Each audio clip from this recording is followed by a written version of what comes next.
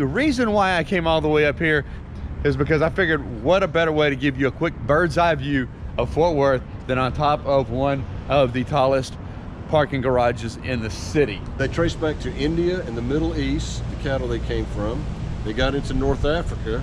The Moors, Islamic people, Muslims, eventually took them from there into Spain when they invaded Spain. 700 years later, the Spanish explorers brought them over here, along with this type of architecture, and of course we call Spanish architecture, which it is, but you trace it back further, it's Moorish or Islamic or Muslim architecture. The arches, the archways, that type of thing. How about that connection, guys? There you go.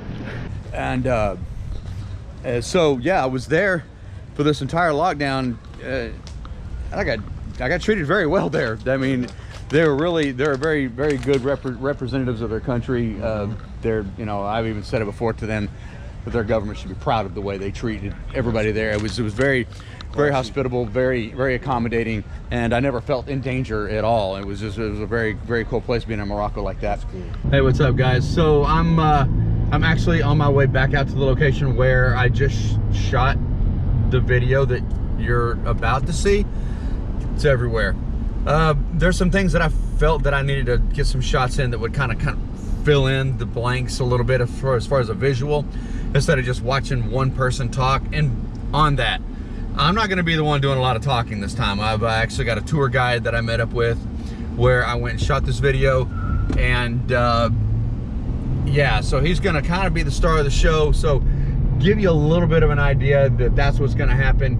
So if you're not so much about that, click off now. Like I said, I'm on my way back to go get that footage, and I wanted to kind of let you know what was about to happen, that it's not going to be just a whole lot of me in this video, that it's going to be more of a tour guide. But I just thought I would sit with you while I'm driving, because that's safe, and let you know exactly what's going on, to kind of tell you, hey, there's going to be somebody else that's going to be in front of the camera today, but he has got all the information. I think you're going to find it really, really interesting, and he did a lot more for this content than I could have ever done in terms of giving you the correct information, and you'll see that here coming up very, very shortly. But until then, I thought you might like it if I spun this camera around and give you a little bit of an idea of what this place looks like, and let's drive to downtown. Whoa!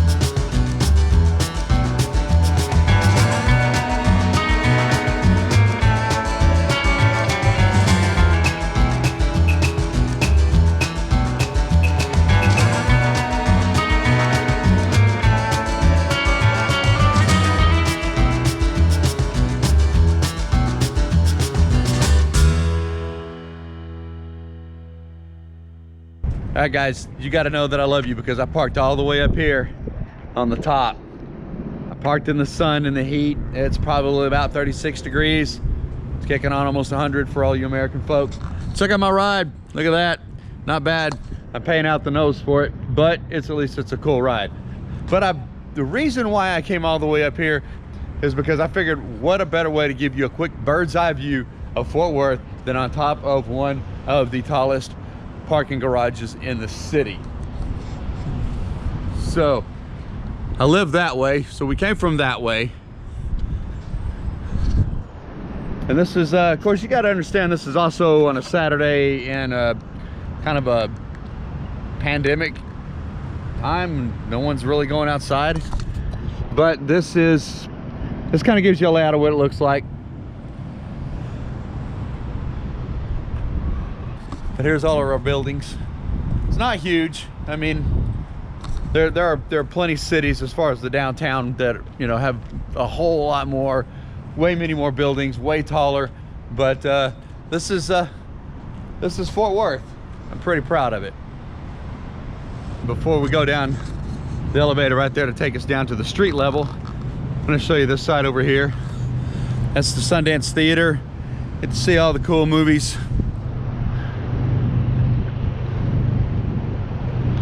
And over here is one of Fort Worth's downtown, especially in the downtown. It's one of their main attractions here in downtown. This is the Bass Hall.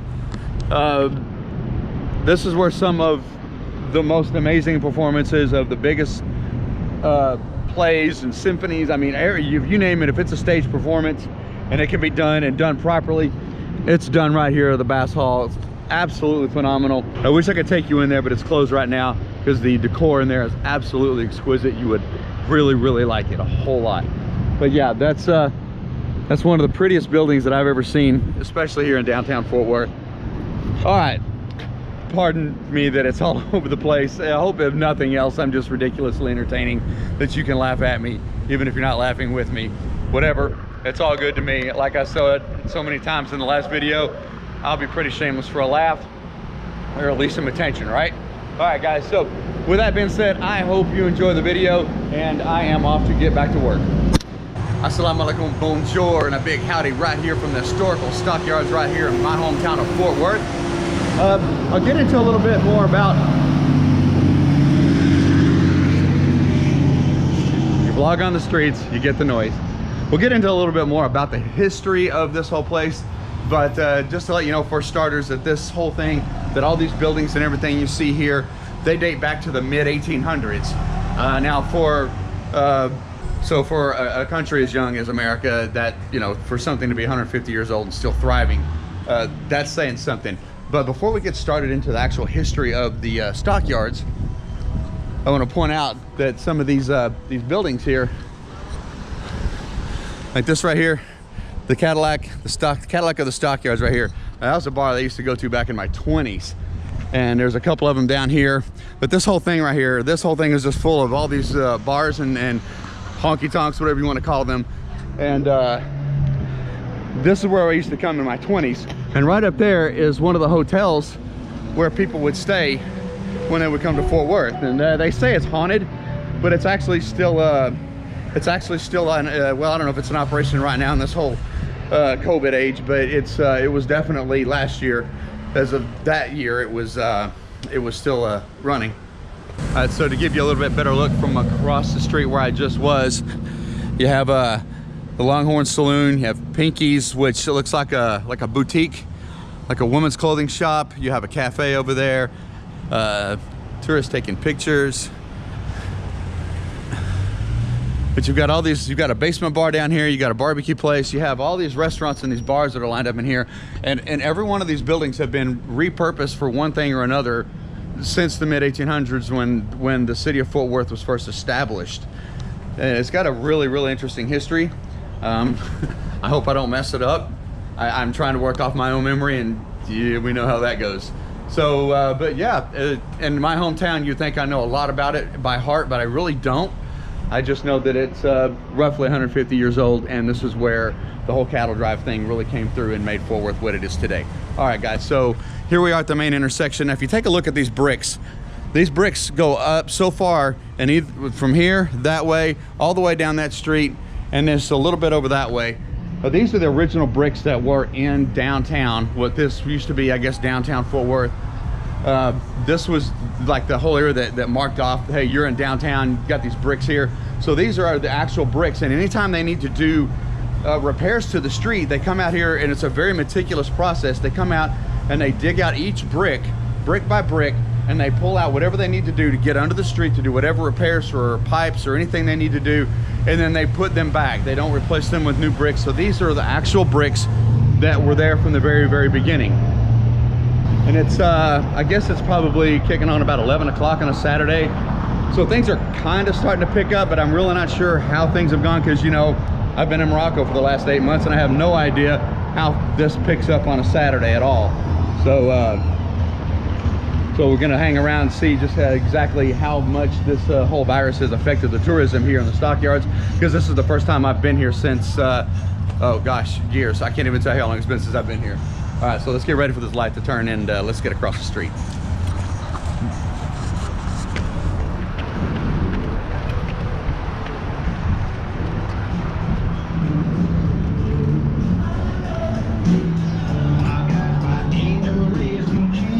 We got licensed music. I'm gonna have to cut that out. Okay. That was some good Charlie Pride right there. No, Charlie Rich. Yeah. So this is basically, as far as the tourist thing of it's concerned, this is like the tourist entrance of the Stockyards where everything happens. Again, we've got a lot of old hotels and businesses and things like that have been around. The Love Shack, that's a great place to have burgers. I don't know if they're still, looks like they're still open. Yeah, they're still open for operation. And you've got, so there's the hotel, the Stockyards Hotel. You got a huge Western wear store in here. I'm not really sure if they're gonna let me into video things like that. So you know how things are in stores and markets and things like that, especially my luck, so who knows. So I'm getting ready to start a tour because I figure the best way to get you guys familiar with where I'm from is to talk to a professional, and you know that getting that kind of stuff from me is not gonna happen because I would have fumbled through it and it would have been all kinds of wrong, and you Google monsters would have hit me up with it. So anyways, without any further ado, here is our professional Fort Worth man, Joel. Hi guys, my name's Joel and I'm a tour guide here in Fort Worth Stockyards. My granddad worked at Armour over here in the 1920s into the 1950s. My mom worked in the Livestock Exchange building during World War II. Two of my older brothers worked for the railroad, bringing cattle in and out of the stockyards in the last days of the packing houses here. So I'm part of a third generation to work here, fourth generation to live around this area. I love doing the tours. Please be sure and ask questions if you have them. I don't know all the answers. I never will, Terry. But if I don't have a good answer, it's food for thought, and that's a good thing for us for sure. So I want to start by showing a few pictures. I'd like to show this. This demonstrates where the cattle were concentrated in South Texas right after the Civil War, and the major cattle drive trails coming up from South Texas. This red one here is the Chisholm Trail. It's easy to find because you look down at the ground where we are, and that's the Chisholm Trail. You're standing on the Chisholm Trail anytime you're in the stockyards. So the cattle drives are the heart of the history here, I would say, but not the history. A lot of things happened before that and of course after that, and they're the heart of it. This building, we may not get to it on the tour, but this is one of the old Swift buildings. It was located just southeast of here, and this is what it looked like for over 40 years, half demolished with the double thick hollow walls. The walls were to keep the meat cold, insulated. And this about 5 years ago, they went ahead and knocked it all the way down. A TV show several years ago called Prison Break, some of you may be familiar with, very popular show. They saw the Swift complex over here and they said, we think this would make a great Panamanian prison. So they came here and they brought in fake palm trees because we're a little short on palm trees here in Fort Worth. Built guard towers, things like that. After the cattle drive, people would go watch them film Prison Break. But they left those things there, but now that's mostly gone. And the last picture here, if we look down the street here, you got the trail ride going by right now. That's kind of timely. You have Swift on the right, and you have the staircase where that red truck is, and you have Armour on the left. Well, if you look at the picture here, you can see Swift, staircase, Armour on the left. This was taken right down here, probably also about 1915, based on the Model T automobile. But I'm going to give these back to Elise, and we're going to take off on our tour. Okay, fantastic. Oh man, guys, this is going to be a great tour. The building that they showed for the Prison Break where they did that, well, back in the day, back before they tore that down when we were young, we used to sneak in there. I'm probably incriminating myself, but we used to sneak in there and run around, and there was all kinds of weird satanic stuff painted on the walls and candles and all kinds of weird stuff. So yeah, I've got my own history about that. It was a very fascinating place. There you go. So you had the Spanish flag there because where we're standing right now was part of Spanish territory for a little over 300 years, or at least they called it their own. Way longer than it's been part of the United States. You also had The French flag there. The French had a flag in East Texas for a little while, pretty much a disaster. LaSalle missed the mouth of the Mississippi River by about 400 miles. He ended up in what today is part of East Texas. A couple of years later, he was murdered by his own men, so it didn't go well. Mexican flag was there. In 1821, Mexico got its independence from Spain. In 1836, Texas got its independence from Mexico, the Alamo, Texas Revolution. On a waiver coming to this stop, but just find a watch for grackles above you in this tree. Okay. They will find you sometimes. And the grackles are these little black birds, and they're by the millions, and the more we develop, the more we run them out of their homes, and they come over to where we are, and it's a bad deal. So anyways, back to you, Joel. Grackles, exactly. So in 1849, the United States government built forts along this frontier here. The northernmost fort they built was 2.5 miles that way, Fort Worth. Easy to find where the fort was. Just get on Main Street, drive that way. 2.5 miles down here, you go up the bridge across the Trinity River, you'll be staring at the Tarrant County Courthouse on the bluff right in front of it. That's exactly where the fort was. Well, Comanches are smart. They don't want to hang close to a fort, so they just go further west into that big, massive territory. 4 years later, the soldiers realize they have to do the same thing, and they leave. When the soldiers leave, the buildings are abandoned. Settlers in the area move in immediately and convert the buildings into an unofficial town. When I was a kid, Fort Worth was the 36th largest city in the country. Today it's the 13th largest. It's actually bigger than Boston, Denver, San Francisco, Seattle, population-wise. Take that. Hey, look. And here's a weird one for you, though. Fort Worth is actually quite a bit bigger than New York City. Of course, I'm not talking about population, talking about area. I love to visit New York, but New York City, you're talking 8 million plus people.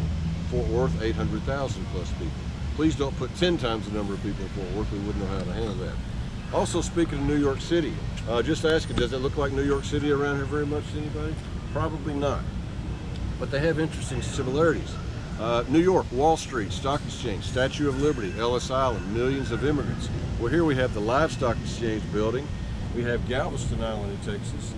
That building right there gained a nickname, Wall Street of the West, and Galveston gained a nickname, Ellis Island of the West. Hundreds of thousands of European immigrants did come through Galveston.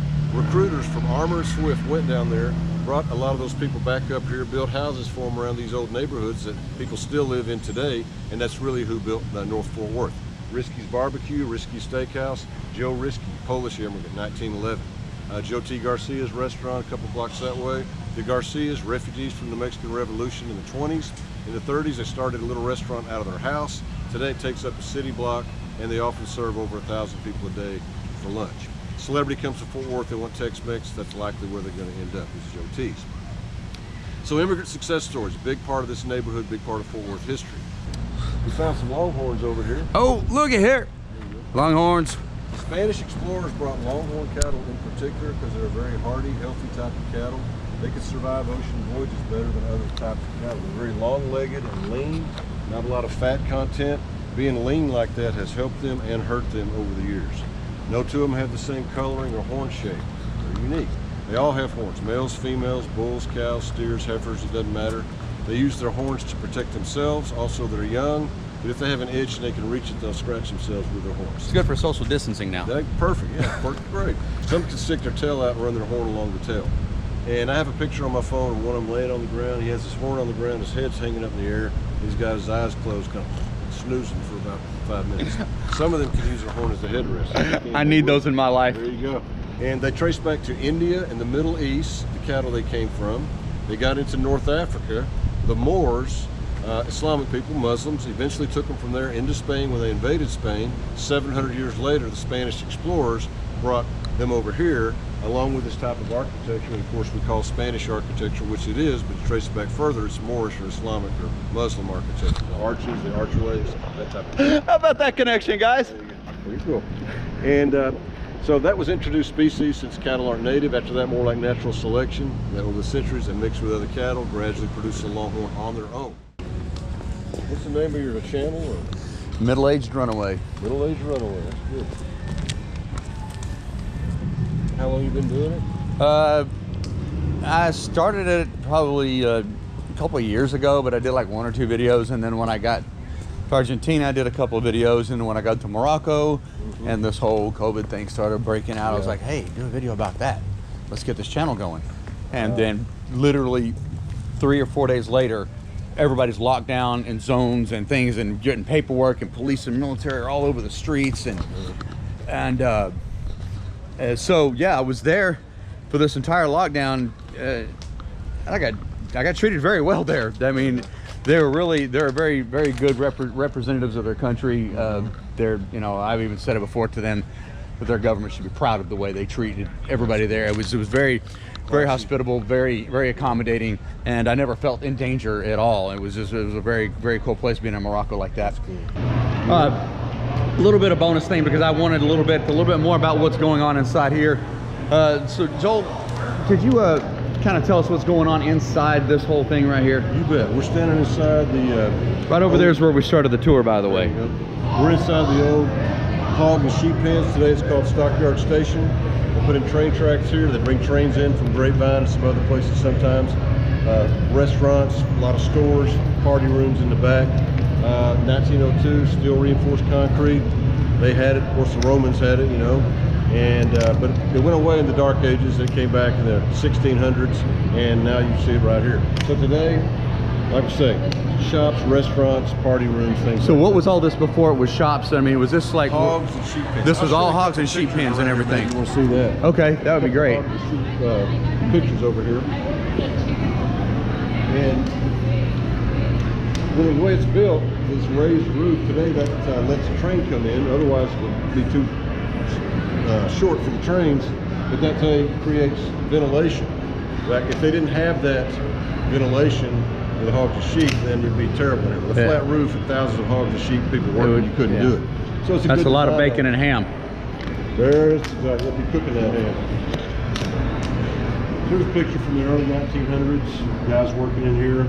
Okay. And they don't have dry fit. You know, they're wearing wool suits. You know, working in here with hogs and sheep. So hot days. More hogs and sheep. Hogs, sheep. One of the old feed bins. They fed them. This is just the front of it. Okay. And then raise it up and feed them because they wanted to fatten them up before they sold them. You know, they might be in here only a day to a week or something like that. Before Okay. they sent over. And so they would literally run them right down where we're walking. Well, actually, through here. These right here. These are for gates. Okay. There's gates over there. Okay. Those hinges are over those gates. Uh-huh. Well, they had gates. So they could configure gates anywhere here they wanted to. So there were no shops or restaurants. So that over there where those people were shopping used to be where hogs and sheep did their thing. Okay. Everything over here. Complete renovation. Oh, I want to show you this picture. Oh, This yeah. Exchange building. This is the street right up front. If we were going to point at the Exchange building, that's where we would point. And this is the early day hog sale. So this is the brick road we just crossed. Yeah. So like we started the tour like right over We here. started the tour right over here. Okay. 1909. This is when this was taken. Still dirt, but in between 1910 and 1915 is when it was paved, somewhere in that range. These are Poland China hogs. Some of them weigh over 1,000 pounds. Big, huge hogs. So it's kind of cool because that's where the Exchange building would be pointed to right now. Oh, very nice. Same picture we saw earlier. Okay. This is called a Judas Goat. Animals, you know, goats. Goats are pretty smart. Sheep, not so smart. You know, they will follow. That's why we have the term, hey, he's a sheep, you know. Right. And they would train them to lead them where they wanted them to go. And it was easier for them to get the sheep to go where they wanted with this trained goat to lead them there. He's called a Judas Goat because of that. You could betray them. Right, because when they get there, they may not be happy about what happens. We also saw that picture earlier. This picture, it's probably about 1940s. And sometimes by that time, people would bring just individual animals a lot to sell them. And there's a little girl waiting their turn in the truck right there. Oh, look at her. It is so hard to believe that all this was nothing more than just holding pens for just thousands of head of cattle, the hogs and sheep. The hogs and sheep, rather. Yeah, sorry about that. And now we have look at that, we have a candy store. Oh, it's full of candy.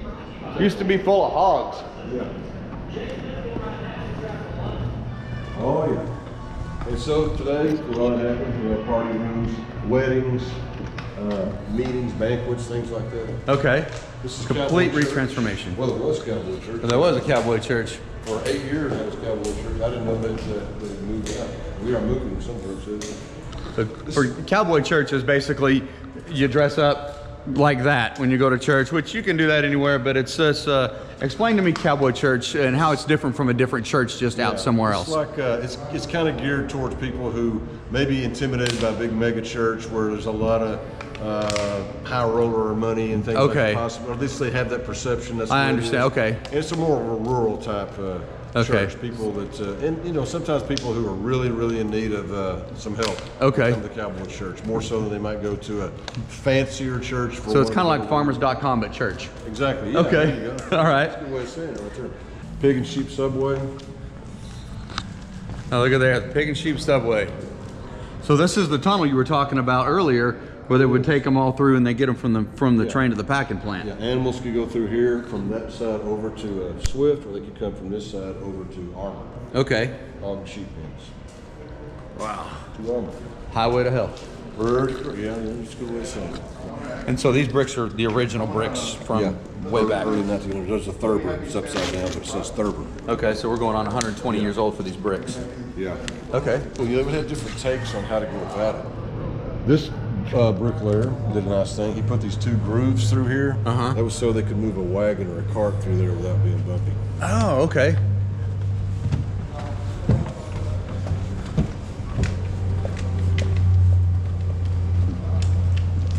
And this is the platform. Now, you saw the tracks by the staircase. This used to be all railroad tracks here. Okay. This is where the rail yard was, right here. And then the train tracks came up right here. And then they would offload them onto here and run them down all these different ramps, and then they would just put them out into the holding pens. Awesome. Joel, man, I really appreciate the extra bonus material that you gave us here. I so much appreciate this. I've been walking around here looking for this. I've done photo shoots here. I have walked around here all my life, and I never knew half of what was going on. And I just got to tell you, I really so much appreciate it. Very much. And I really enjoy doing it. And of course, I do. It would be great if, like, just kind of spread the word about coming and taking a tour down here, you know, whenever they're here. Absolutely. Well, I'm glad every time we see something new, I'm so glad that I ran into this guy, because I was going to explain this to my own understanding. So far from the truth. So far from the truth. City of Fort Worth would have saw this and sued me. Very much. All right. All right. All right, well, I guess I'm going to leave you here because I know you probably want to go eat lunch, and yeah, I got to go check on. We got things to do, and I've got to get this video edited. So, good luck with anyways, all that. Thank you. Joel, I'll go ahead. It's been an absolute pleasure. I'll use some hand sanitizer. You do the same. I will do the same. All right, man. Have a good one. Take it easy. All right, guys, I hope you appreciated that tour. I hope you enjoyed the video. I'm so glad that I ran into him. He talked about so many things that I had no idea about my own hometown, where I have been all my life and didn't know anything about half of this stuff. So we got to learn a lot together here today, and I'm really excited to be able to share this with you guys. Welcome to my hometown. This is some of the deepest heritage you're going to find about Fort Worth, and some of the best knowledge. I hope I put it together well enough for you guys to get some entertainment value out of this, as always. And with that being said, I'm going to go have some lunch myself. Then I've got to get editing this video. Ana combrica myself, guys, and I will see you on the next one.